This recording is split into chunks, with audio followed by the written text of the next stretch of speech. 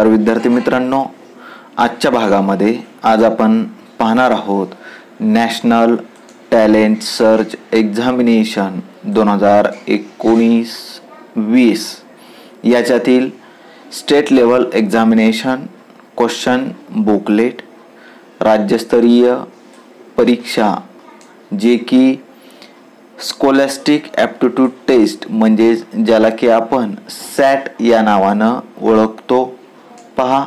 आणि याच्यातील सॅटमध्ये जे काही एकूण 100 प्रश्न असणार आहेत, हे 100 प्रश्नापैकी याच्यातील आपण प्रश्न क्रमांक 41 ते 80 जे की सामाजिक शास्त्र या विषयाशी निगडीत असे प्रश्न आहेत, ते सामाजिक शास्त्राचे 41 ते 80 प्रश्न आजच्या भागामध्ये आज आपण पाहणार आहोत।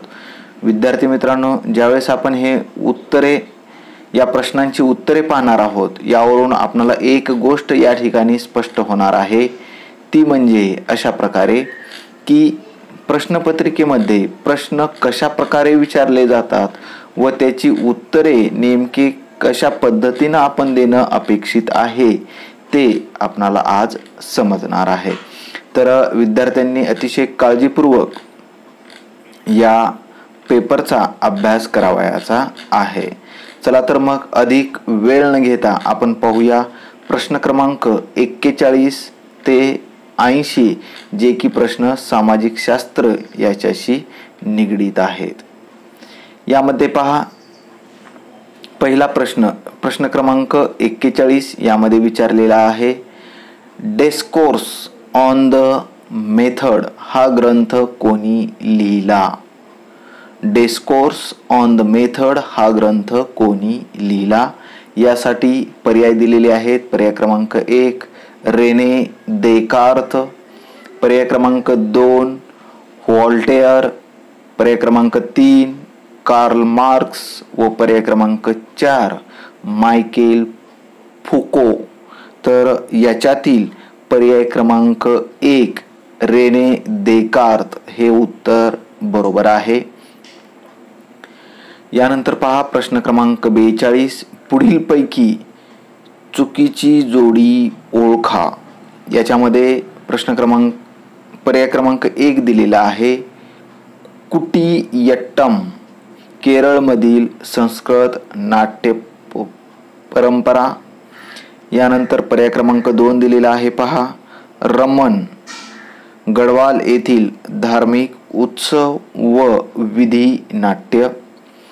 पर्याय क्रमांक 3 दिलेला आहे, रामलीला उत्तर भारतातील सादरीकरण व पर्याय क्रमांक 4 दिलेला आहे, कालबेलिका पश्चिम बंगालमधील नृत्य।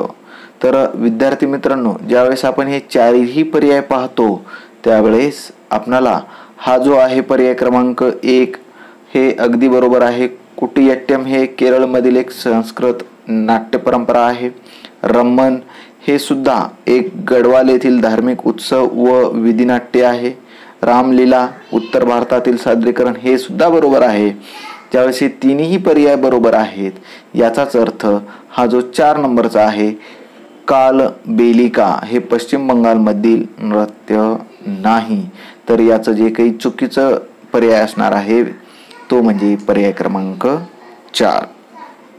यानंतर प्रश्न क्रमांक 43 महाराष्ट्रात कोणत्या ठिकाणी जुन्या वाड्यामधून मराठा चित्रशैलीतील भित्तिचित्रे पाहावयास मिळतात? महाराष्ट्रात कोणत्या ठिकाणी जुन्या वाड्यामधून मराठा चित्रशैलीतील भित्तिचित्रे पाहावयास मिळतात? पर्याय क्रमांक 1 पुणे, पर्याय क्रमांक 2 सातारा, पर्याय क्रमांक 3 सोलापूर, पर्याय क्रमांक 4 कोल्हापूर। तर याचं जे उत्तर आहे ते उत्तर आहे सातारा, पर्याय क्रमांक 2। यानंतर पहा प्रश्न क्रमांक 44 सोबतच्या चित्रातील नृत्यशैली प्रकार ओळखा। तर या ठिकाणी अशा प्रकारचं एक चित्र आपणाला या ठिकाणी दिलेलं आहे व हे चित्र नेमकं कशाचं आहे हे आपणाला ओळखायचं आहे. पहा, यामध्ये पर्याय क्रमांक 1 दिलेला आहे कथ्थक, पर्याय क्रमांक 2 दिलेला आहे कथकली, तिसरा पर्याय दिलेला आहे मोहिनी अट्टम व चौथा पर्याय दिलेला आहे लावणी. तर विद्यार्थी मित्रांनो, ज्यावेळेस आपण अशा प्रकारचं नृत्य पाहतो, हे जे नृत्य प्रकार आहे तो म्हणजे लावणीचा नृत्य प्रकार आहे. म्हणजेच पर्याय क्रमांक 4 हे उत्तर या ठिकाणी बरोबर असणार आहे. विद्यार्थ्यांनी NTS परीक्षेचा अभ्यास करताना एक गोष्ट लक्षात घेणं गरजेचं आहे की याच्यामध्ये अशा प्रकारचं एखादं नृत्य असेल, एखाद्या व्यक्तीचं चित्र दिलेलं असेल, तर हे चित्रांचा सुद्धा अभ्यास आपल्याला या ठिकाणी करणे अपेक्षित आहे. यानंतर प्रश्न क्रमांक 45, भारतातील पहिले इंग्रजी वर्तमानपत्र बेंगाल गॅझेट कोणी सुरू केले? बेंगाल गॅझेट हे इंग्रजी वृत्तपत्र भारतामध्ये सर्वात प्रथम कोणी सुरू केले? पर्याय क्रमांक 1 बाळशास्त्री जांभेकर, पर्याय क्रमांक 2 भाऊ महाजन, पर्याय क्रमांक 3 जेम्स ऑगस्टस हिकी व पर्याय क्रमांक 4 सर जॉन मार्शल. तर भारतातील पहिले इंग्रजी वर्तमानपत्र बेंगॉल गॅझेट हे जेम्स ऑगस्टस हिकी या भारतीयाने सुरू केलेले होते भारतामध्ये. यानंतर प्रश्न क्रमांक 46, भारतात डॅश या दिवशी रंगीत दूरदर्शनचे आगमन झाले? यामध्ये पहा, पर्याय क्रमांक 1 23 जुलै 1927, पर्याय क्रमांक 2 15 सप्टेंबर 1959, पर्याय क्रमांक 3 1 मे 1972, तर पर्याय क्रमांक 4 15 ऑगस्ट 1982. तर भारतामध्ये जे काही रंगी अगोदर जे काही होती दूरदर्शन, हे मात्र ब्लॅक अँड व्हाईटच होतं, परंतु हे जे रंगीत दूरदर्शन सुरू झाले भारतामध्ये हे 15 ऑगस्ट 1982 रोजी भारतामध्ये सुरू झालेलं आहे. अतिशय सोपे प्रश्न असतात, फक्त विद्यार्थ्यांनी या ठिकाणी काळजीपूर्वक वाचणे गरजेचे असते. प्रश्न क्रमांक 47, एकच प्याला या नाटकाचे लेखक कोण आहेत? एकच प्याला या नाटकाचे लेखक कोण आहेत? अशा प्रकारचे प्रश्न ज्यावेळेस आपण पाहतो त्यावेळेस मला आठवतं की आमच्या गावामध्ये गणपती उत्सवाला हा जो एकच प्याला एक पात्री नाटक गावामध्ये केलेलं होतं, त्यावेळेस आम्हाला या नाटकाचे जे लेखक वगैरे आहेत ते आम्ही पाहिलेलं होतं. असे सोपे सोपे प्रश्न जे की आपण कधीतरी TV वरती पाहिलेलं असेल त्याच्यावरचेच आधारित काही प्रश्न आपणाला आहेत असं वाटू शकतं. अगदी बरोबर आहे. तर याचे पर्याय आपण या ठिकाणी पाहणार आहोत. पहा, पर्याय क्रमांक 1 राम गणेश गडकरी, पर्याय क्रमांक 2 आचार्य अत्रे, पर्याय क्रमांक 3 वसंत कानेटकर व पर्याय क्रमांक 4 विजय तेंडुलकर. तर याचं जे काही उत्तर असणार आहे अगदी बरोबर आहे आपल्या मनातील राम गणेश गडकरी, गडकरी हे उत्तर अगदी बरोबर आहे. यानंतर पहा प्रश्न क्रमांक 48, भारतीय चित्रपटांना आंतरराष्ट्रीय स्तरावर स्थान मिळवून देणारा पहिला चित्रपट कोणता? भारतीय चित्रपटांना आंतरराष्ट्रीय स्तरावर स्थान मिळवून देणारा पहिला चित्रपट कोणता? यामध्ये पर्याय क्रमांक 1 बाल शिवाजी, पर्याय क्रमांक 2 संत तुकाराम, पर्याय क्रमांक 3 राजा हरिश्चंद्र व पर्याय क्रमांक 4 सावित्री सत्यवान.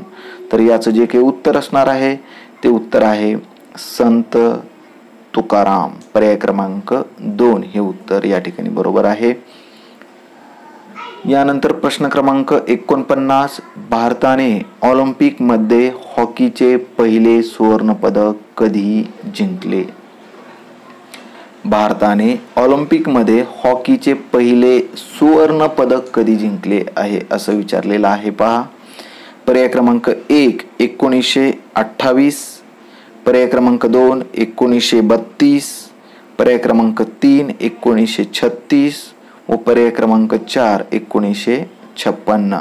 तर याचं उत्तर आहे पहा पर्याय क्रमांक 1 1928 मध्ये भारताने ऑलिम्पिकमध्ये हॉकीचे पहिले सुवर्ण पदक जिंकले.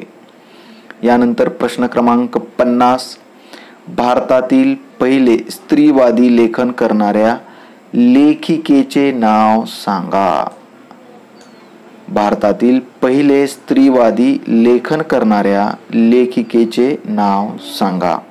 यामध्ये पर्याय क्रमांक 1 पंडिता रमाबाई, 2 मीरा कोसंबी, 3 शर्मिला रेगे व 4 ताराबाई शिंदे.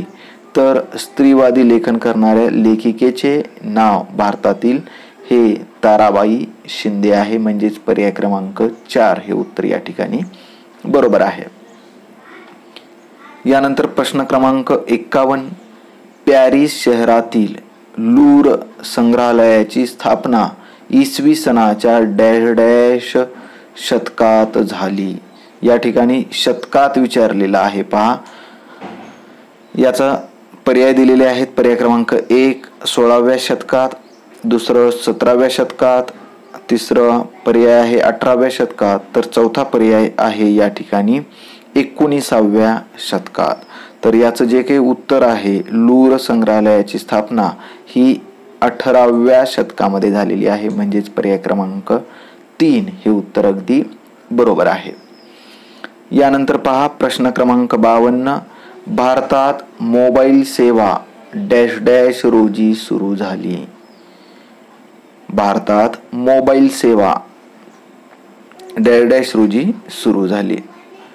पर्याय क्रमांक 1 22 ऑगस्ट 1993, पर्याय क्रमांक 2 22 ऑगस्ट 1994, पर्याय क्रमांक 3 22 ऑगस्ट 1995, तर पर्याय क्रमांक 4 22 ऑगस्ट 1996. तर या ठिकाणी यावरून आपल्याला एक गोष्ट लक्षात येते की भारतामध्ये जे काही मोबाईल सेवा सुरू झालेली आहे ही मात्र 22 ऑगस्टलाच सुरू झालेली आहे. 22 ऑगस्टला. 22 ऑगस्ट आता इसवी सन फक्त आपल्याला पाहायचं आहे 1993, 1994, 1995 व 1996. तर भारतामध्ये ही जी काही मोबाईल सेवा सुरू झालेली होती ही 22 ऑगस्ट 1994, 22 ऑगस्ट 1994 ला भारतामध्ये मोबाईल सेवा सुरू झालेली होती. म्हणजेच पर्याय क्रमांक 2 हे उत्तर या ठिकाणी बरोबर असणार आहे. यानंतर पहा प्रश्न क्रमांक 53, योग्य जोड्यांचा पर्याय शोधा. यामध्ये अ गट व ब गट असे दिलेले आहेत. तर यामध्ये काय काय दिलेलं आहे पहा. अ इंडियन म्युझियम, ब नॅशनल म्युझियम, क छत्रपती शिवाजी महाराज वस्तू संग्रहालय, ड सालारजंग म्युझियम. तर ब गटामध्ये दिलेला आहे नंबर 1 ला दिल्ली, 2 कोलकाता, 3 हैदराबाद व 4 मुंबई. तर यामध्ये आपल्याला या ज्या काही जोड्या लावायच्या आहेत पहा. नेमकं हे इंडियन म्युझियम कोठे आहे हे आपल्याला या ठिकाणी पाहायचंय. म्हणजे या ठिकाणी काय दिलेलं आहे, एका वास्तूचं नाव दिलेलं आहे व ही वास्तू नेमकं कोठे आहे हे आपल्याला ब गटामधून शोधायचं आहे. तर हे जे इंडियन म्युझियम आहे हे इंडियन म्युझियम कोलकाता या ठिकाणी आहे व नॅशनल म्युझियम हे जे आहे नॅशनल म्युझियम हे दिल्ली या ठिकाणी आहे. छत्रपती शिवाजी महाराज वस्तू संग्रहालय हे मुंबई या ठिकाणी आहे, तर सालारजंग म्युझियम हे हैदराबाद या ठिकाणी आहे. तर विद्यार्थी मित्रांनो, हे जे काही आपण पर्याय पाहिलेले आहेत, अशा पद्धतीचे पर्याय आपणाला पर्याय क्रमांक 1 मध्ये या ठिकाणी दिसत आहेत. तर याचं जे काही उत्तर असणार आहे, हे उत्तर पर्याय क्रमांक 1 हे उत्तर असणार आहे. तर या ठिकाणी जे काही आहे पहा, तर हे या ठिकाणी स्कॅन व्यवस्थित न झाल्यामुळं हे आपणाला अशा पद्धतीने दिसत आहे. तर या ठिकाणी अशा पद्धतीचा ऑप्शन आहे पहा. तर याचं जे काही उत्तर असणार आहे ते पर्याय क्रमांक 1 हे उत्तर असणार आहे. यानंतर प्रश्न क्रमांक 54, सोबतच्या चित्रातील लेणीचे ठिकाण ओळखा असं या ठिकाणी दिलेलं आहे पहा. या ठिकाणी जे काही चित्र दिलेले आहे, या ठिकाणी आपण पाहू शकतोय, या ठिकाणी जे काही चित्र आहे, जर आपण एखाद्या सहलीच्या वेळेस अशा प्रकारच्या लेण्यांना आपण भेट दिलेली असणार आहे, त्यावेळेस आपणाला नेमकं हे ठिकाण कोठे आहे हे आपणाला समजणार आहे. तर याचे पर्याय दिलेले आहेत पहा. पर्याय क्रमांक 1 घारापुरी, पर्याय क्रमांक 2 वेरूळ, पर्याय क्रमांक 3 अजिंठा, तर पर्याय क्रमांक 4 कार्ला.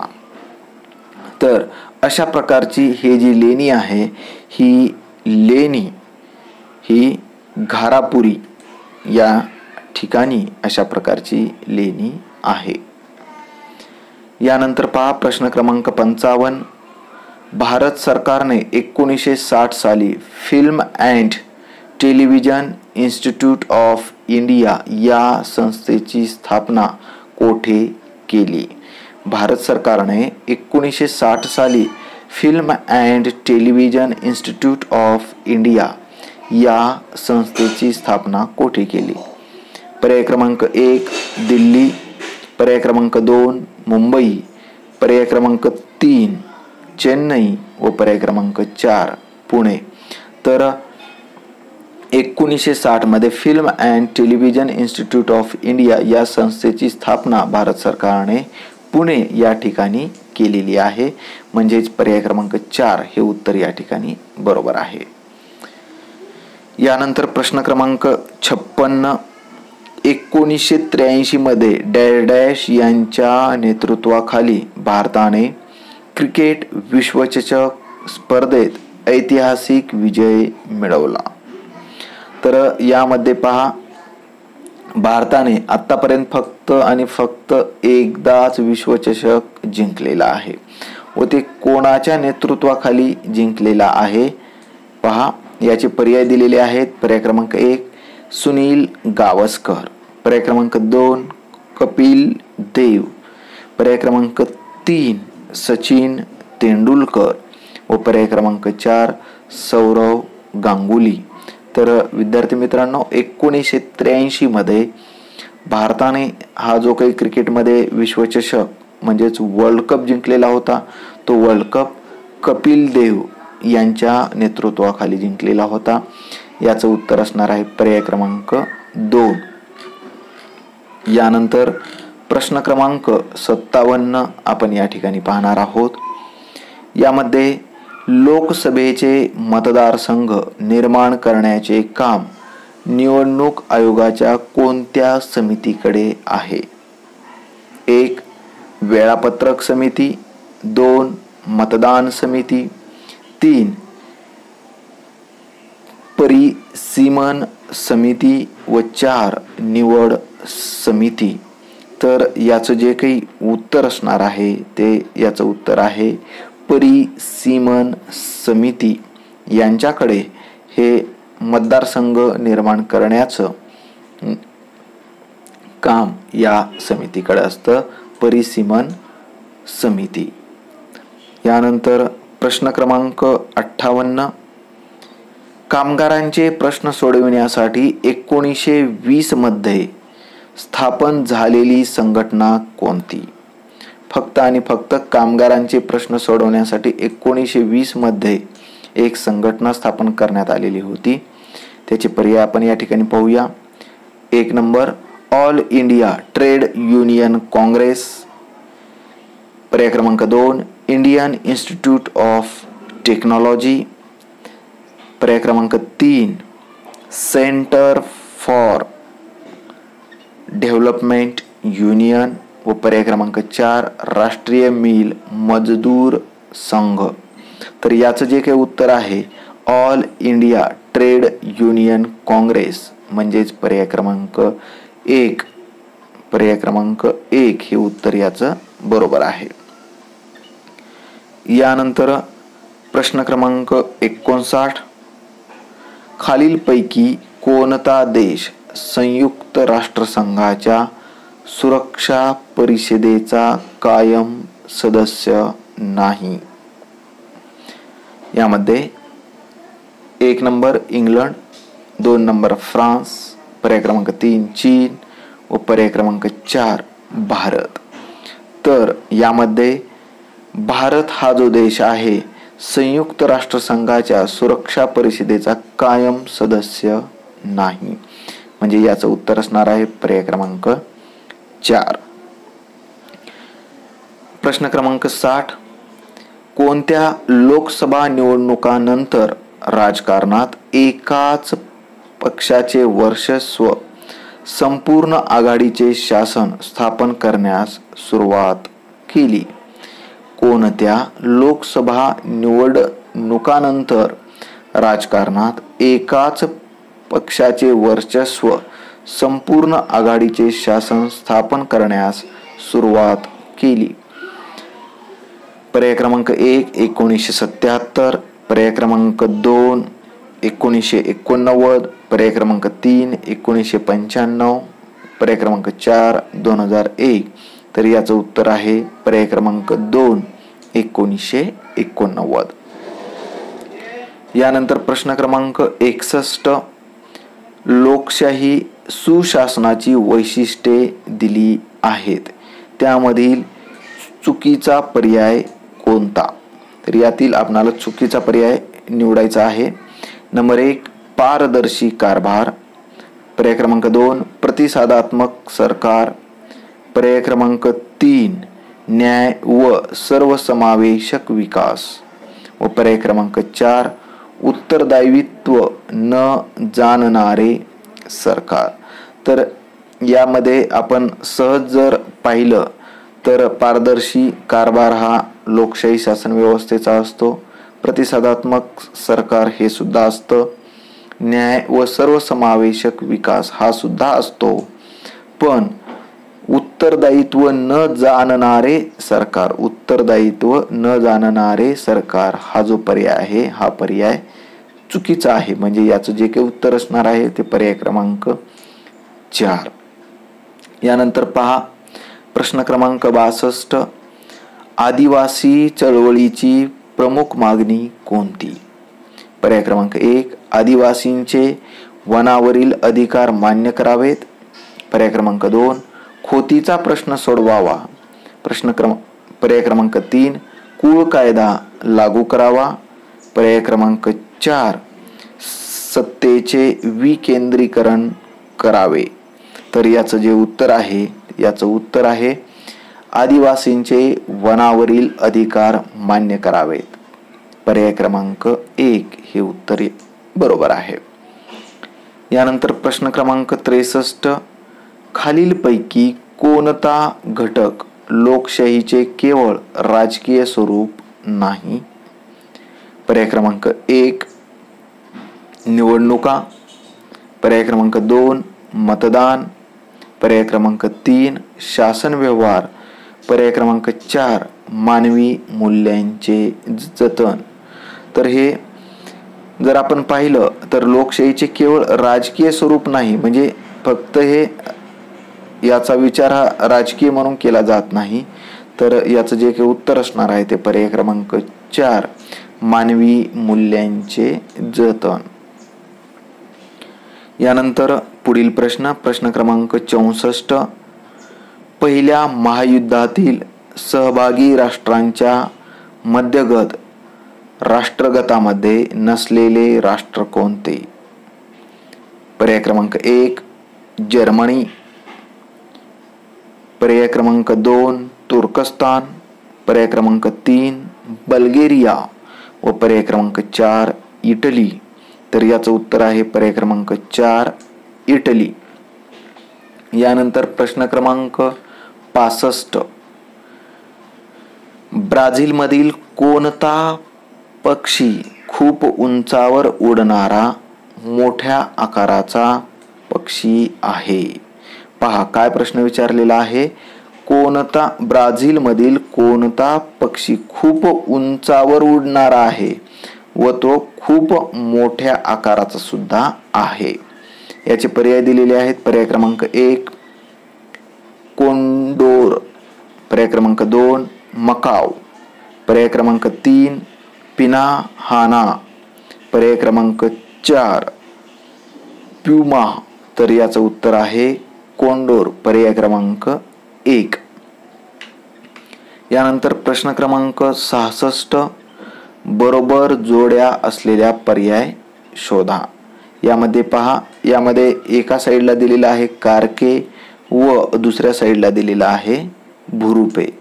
यामध्ये कारकेमध्ये दिलेला आहे नदी, वारा, हिमनदी, भूजल व या भुरुपेमध्ये दिलेला आहे लोंबती दरी, लवणस्तंभ, बारखान, गळई.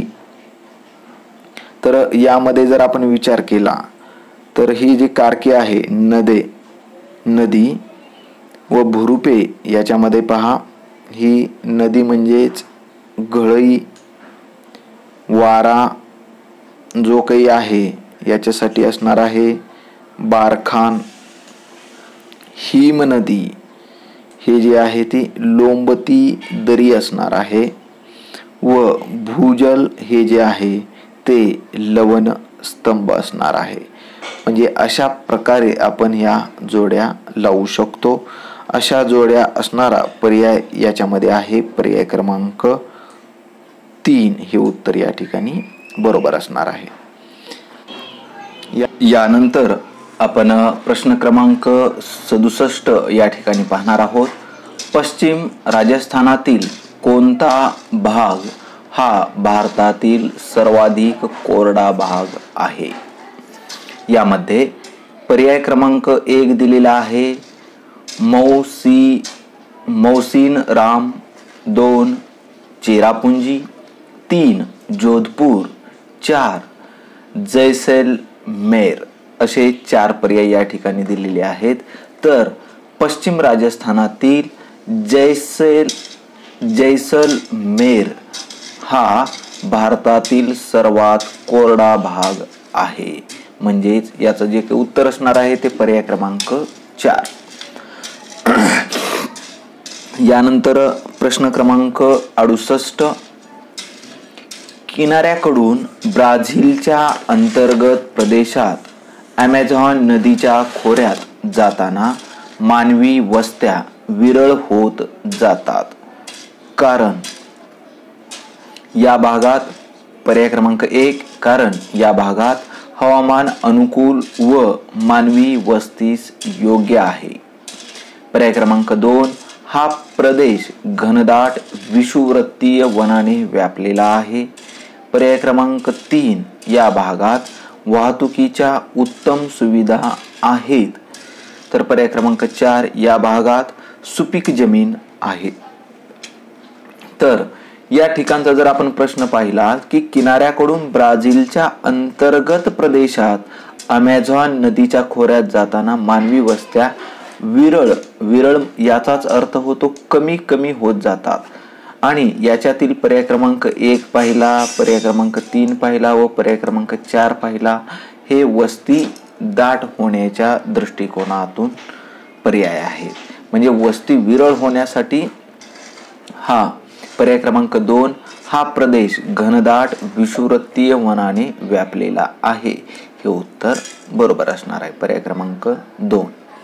यानंतर पहा प्रश्न क्रमांक 69. खालीलपैकी कोणती नदी ही सिंधू नदीची उपनदी नाही. पर्याय क्रमांक 1 चिनाब, पर्याय क्रमांक 2 बियास, पर्याय क्रमांक 3 बेटवा व पर्याय क्रमांक 4 रावी. तर यामध्ये सिंधू नदीच्या उपनद्या या चिनाब, बियास व रावी या तिन्ही नद्या या सिंधू नदीच्या उपनद्या आहेत. तर बेटवा ही सिंधू नदीची उपनदी नाही, म्हणजे उत्तर याचं असणार आहे पर्याय क्रमांक 3.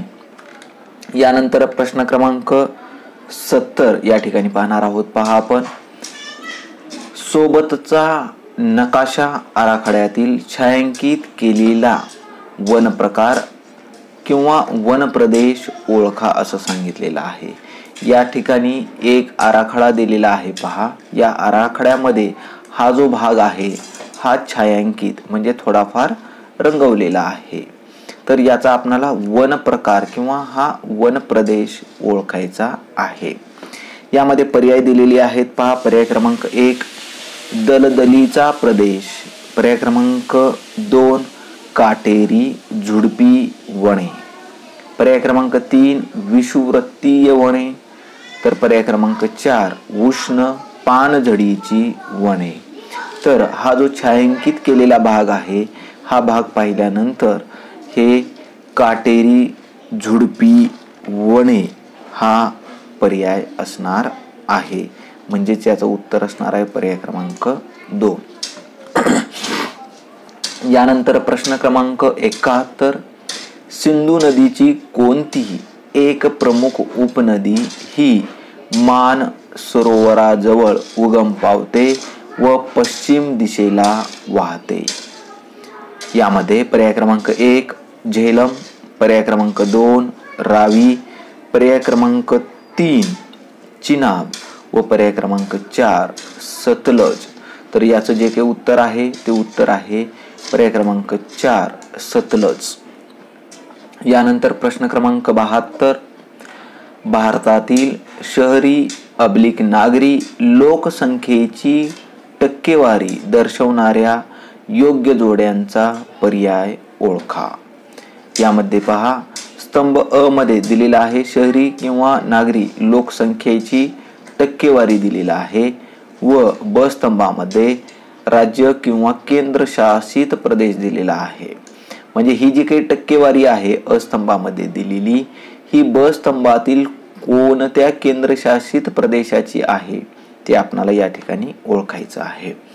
अ स्तंभामध्ये दिलेलं आहे. पहा, पहिलं 21 ते 40, दुसरं 41 ते 60, तिसरं दिलेलं आहे 61 ते 80 व चौथा पर्याय दिलेला आहे म्हणजे चौथा क्रमांकाला दिलेला आहे 81 ते 100. व ब स्तंभामध्ये हे जे केंद्रशासित प्रदेश दिलेले आहेत ते पहा, त्रिपुरा, दिल्ली, यानंतर दिलेला आहे महाराष्ट्र व यानंतर दिलेला आहे गोवा. तर यांचा जर आपण क्रम पाहिला पहा, 21 ते 40% 21 ते 40% लोकसंख्या असलेला प्रदेश असणार आहे त्रिपुरा. यानंतर 41 ते 60% लोकसंख्या जी आहे ही लोकसंख्या आहे महाराष्ट्रामध्ये. तर 61 ते 80 लोकसंख्येची टक्केवारी असणारा जो काही केंद्रशासित प्रदेश आहे तो म्हणजे गोवा व 81 ते 100 लोकसंख्येचा टक्केवारी असणारा प्रदेश असणार आहे तो म्हणजे दिल्ली. म्हणून हे जे काही पर्याय आहेत पहा, हे पर्याय असणारा याच्यातील पर्याय जो आहे तो पर्याय क्रमांक 1 असणार आहे. म्हणजे याचं जे काही उत्तर असणार आहे ते पर्याय क्रमांक 1.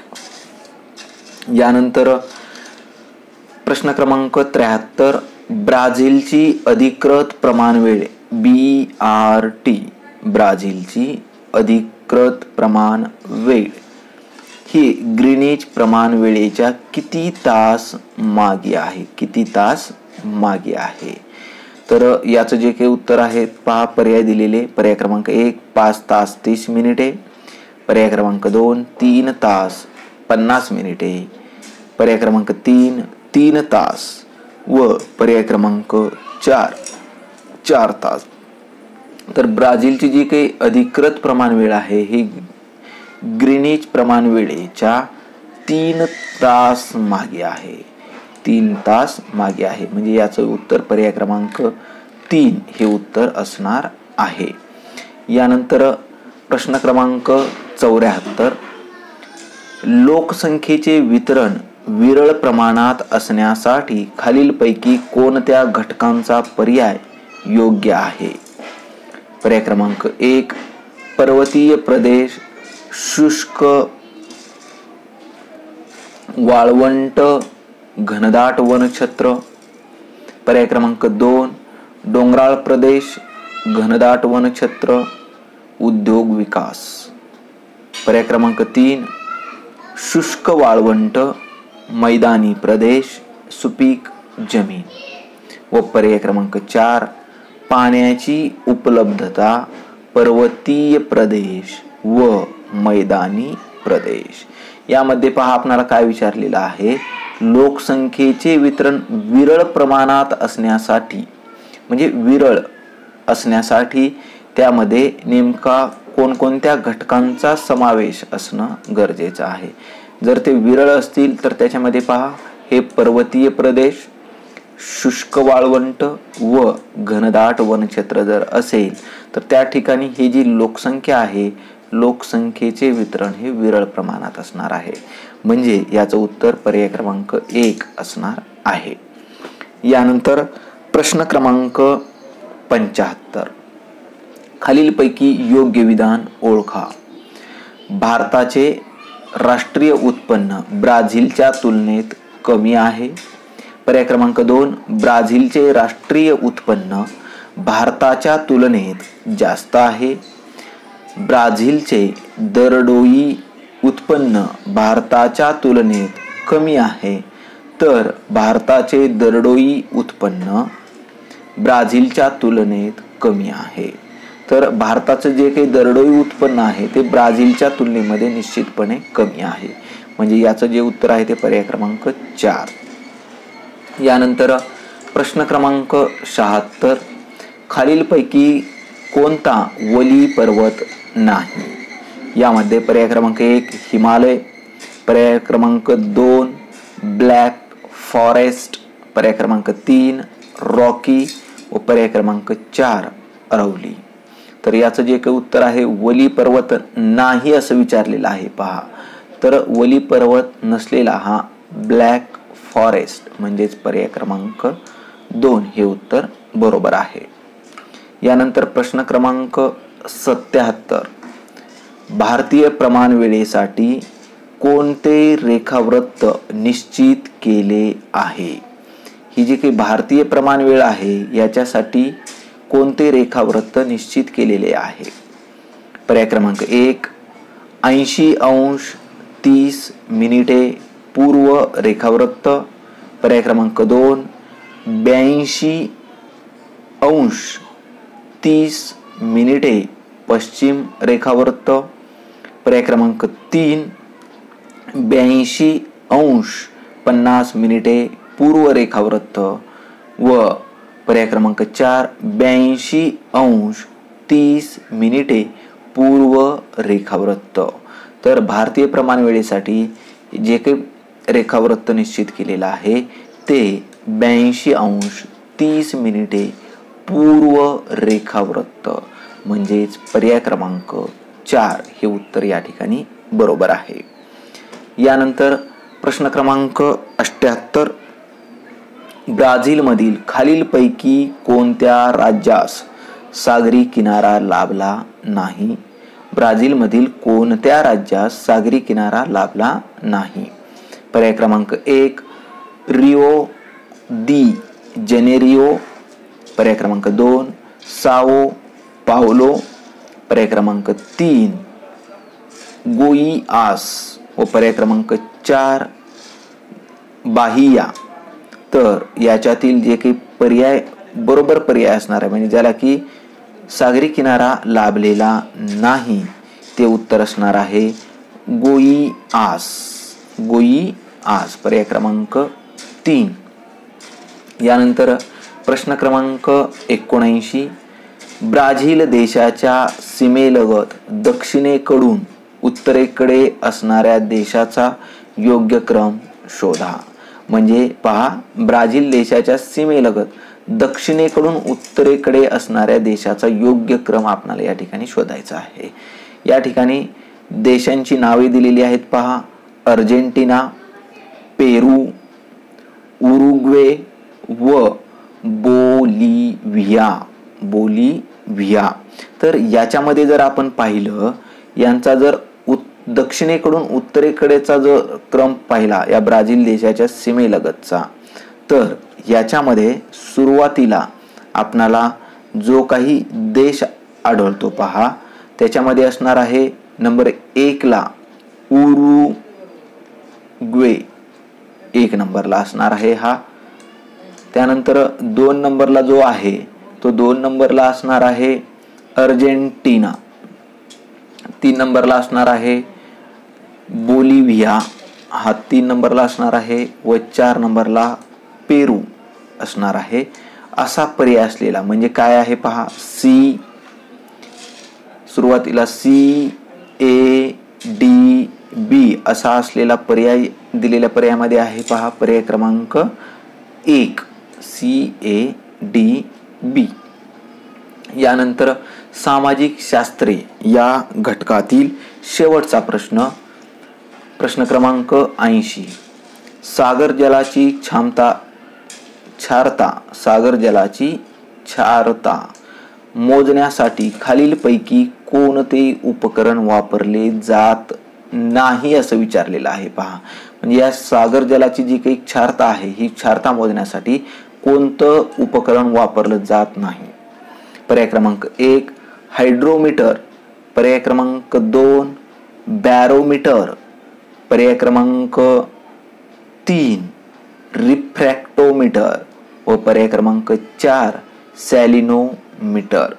तर आपण याच्यातील जर पर्याय पाहिले पहा, सागर जलाची क्षारता मोजण्यासाठी एक आहे हायड्रोमीटरचा वापर केला जातो या उपकरणाचा, त्यानंतर रिफ्रॅक्टोमीटरचा वापर केला जातो व सॅलिनोमीटरचा आहे. म्हणजे हे जे 3 पर्याय आहेत, या तिन्ही पर्यायांचा वापर केला जातो. जे उपकरण वापरलं जात नाही ते उपकरण आहे बॅरोमीटर, म्हणजेच पर्याय क्रमांक 2 हे उत्तर बरोबर असणार आहे. तर विद्यार्थी मित्रांनो, अशा प्रकारे आपण राष्ट्रीय प्रज्ञाशोध परीक्षा राज्यस्तर 17 नोव्हेंबर 2019 रोजी जो कोणता पेपर झालेला होता, त्या पेपरचा सॅट या विषयातील सामाजिक शास्त्रे प्रश्न क्रमांक 41 ते 80 हा भाग पाहिलेला आहे. तर यानंतर अशाच प्रकारचे व्हिडिओ पाहण्यासाठी जर आणखीनही तुम्ही माझ्या चॅनलला जर सबस्क्राईब केलेलं नसेल तर या व्हिडिओच्या खाली दिलेल्या लाल सबस्क्राईब या बटनावरती क्लिक करा. व्हिडिओ आवडला असेल लाईक करा व आपल्या मित्रांपर्यंत शेअर करा.